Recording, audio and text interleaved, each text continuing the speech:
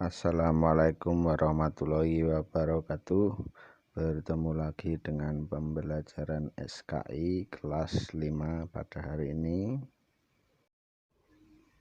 Pada pembelajaran kali ini kita akan mempelajari kisah terjadinya Piagam Madinah. Tujuannya agar kita nanti dapat mengetahui segala upaya-upaya Nabi Muhammad SAW dalam membina masyarakat Madinah, sehingga nanti kita dapat menghargai nilai-nilai positif dari upaya-upaya Nabi Muhammad dalam membina masyarakat Madinah, serta diharapkan kita nanti dapat menjalankan sikap cinta damai sebagaimana dicontohkan oleh Nabi Muhammad Shallallahu Alaihi Wasallam. Kita nanti juga akan membahas bagaimana Nabi Muhammad SAW sebagai rahmatan lil alamin, yaitu sebagai rahmat bagi seluruh alam, yang telah menjadikan masyarakat Madinah yang berbeda keyakinan, berbeda sosial kemasyarakatan, berbeda suku dan kedaerahannya dapat bersatu menjadi warga masyarakat Madinah yang sama-sama berdampingan dengan aman dan damai.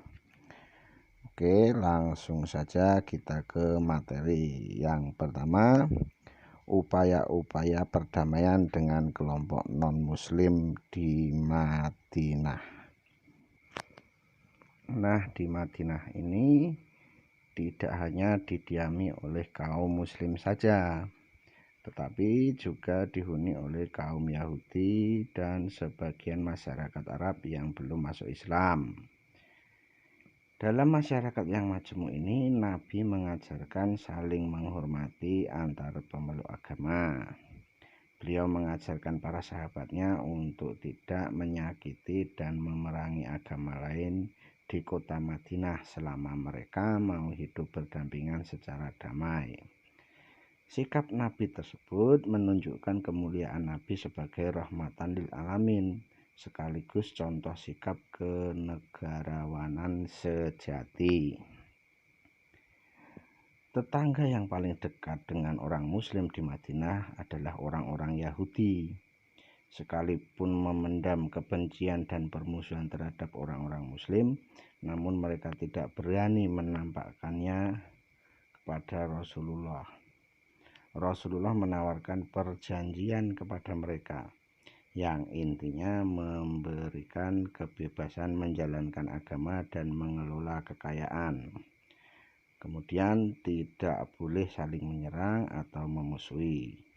Nah, perjanjian ini dituangkan dalam sebuah piagam yang disebut Piagam Madinah atau Konstitusi Madinah, atau disebut juga Mitsaqul Madinah. Nah, sebenarnya apa sih perjanjian Madinah itu? Nah, perjanjian Madinah itu merupakan salah satu pelembagaan atau perjanjian yang pertama di dunia. Nah, perjanjian ini dibuat oleh Rasulullah SAW tahun 622 Masehi, di mana piagam ini mengandung 47 pasal, di mana 23 pasal diantaranya membicarakan hubungan antar sesama umat Islam, dan 24 pasal yang membicarakan tentang hubungan umat Islam dengan umat yang bukan Islam atau dengan umat Yahudi yang Bapak sebutkan tadi. Adapun isi perjanjian Madinah diantaranya adalah sebagai berikut. Di sini Bapak sebutkan 6 saja ya, sesuai dengan buku paket SKI. Yang pertama yaitu kaum Yahudi bebas memeluk agama sesuai kepercayaannya. Tidak ada paksaan bagi mereka untuk memeluk agama Islam, dan harta mereka juga tetap aman. Kemudian yang kedua, kaum Yahudi harus menolong orang yang menolong kaum muslimin dan memusuhi orang yang memusuhi Rasulullah. Kemudian yang ketiga, kaum Yahudi dan kaum muslimin berkewajiban untuk membela kota Madinah dan saling membantu untuk menghadapi setiap musuh yang ingin menyerang kota Madinah. Selanjutnya yang keempat yaitu kehidupan masyarakat Madinah berlandaskan sikap saling menolong dalam kebajikan dan ketakwaan, bukan dalam dosa dan permusuhan. Yang kelima, semua penduduk Madinah dijamin keselamatannya, kecuali bagi orang-orang yang berbuat jahat. Kemudian yang keenam, semua kaum Yahudi dari semua suku dan kabilah di Madinah diberlakukan sama dengan kaum Yahudi Bani Auf. Kemudian dalam piagam Madinah tersebut terdapat 10 kandungan utama piagam Madinah, yaitu sebagai berikut. Yang pertama, pengakuan terhadap Nabi Muhammad SAW sebagai pemimpin di Madinah. Kemudian yang kedua, mengakui kaum Ansor dan kaum Muhajirin sebagai kaum yang bertanggung jawab terhadap agama, Rasul, dan masyarakat Islam. Kemudian yang ketiga, setiap kaum itu bebas beragama dan mengamalkan cara hidup masing-masing.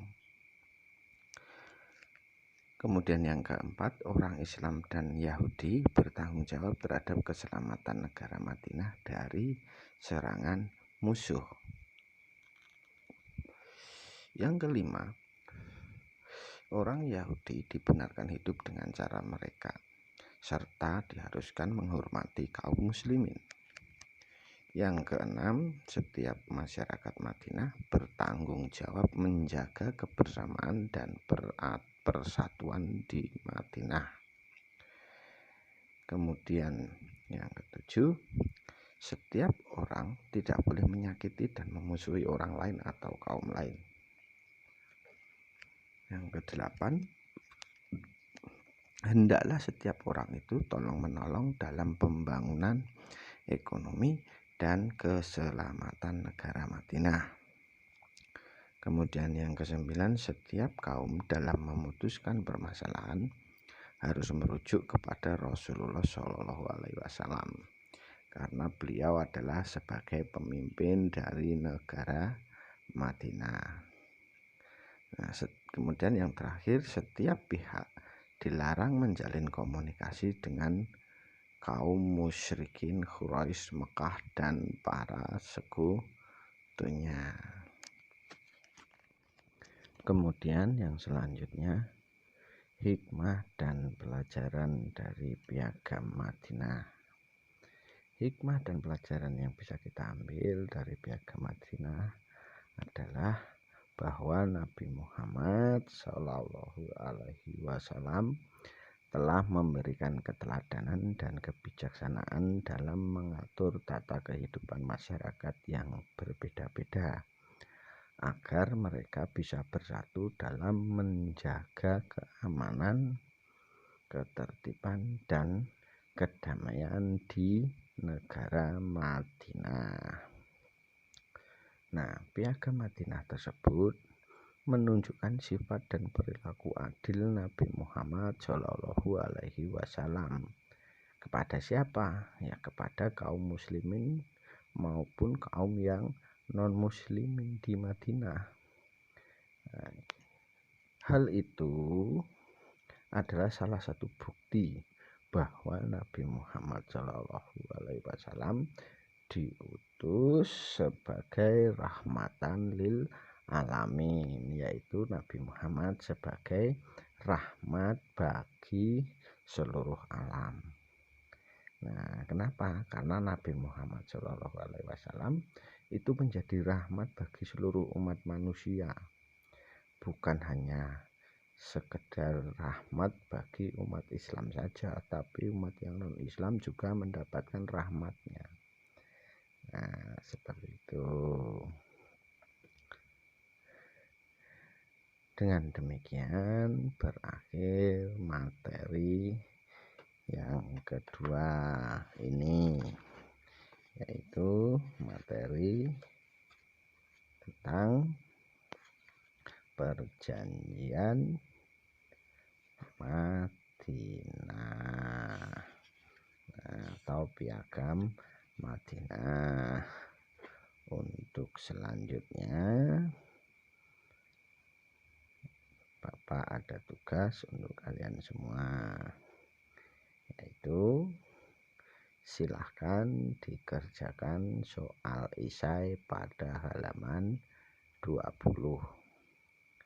Kerjakan nomor 1 sampai 5. Boleh ditulis di buku tulis, kemudian nanti dikumpulkan saat pertemuan tatap muka.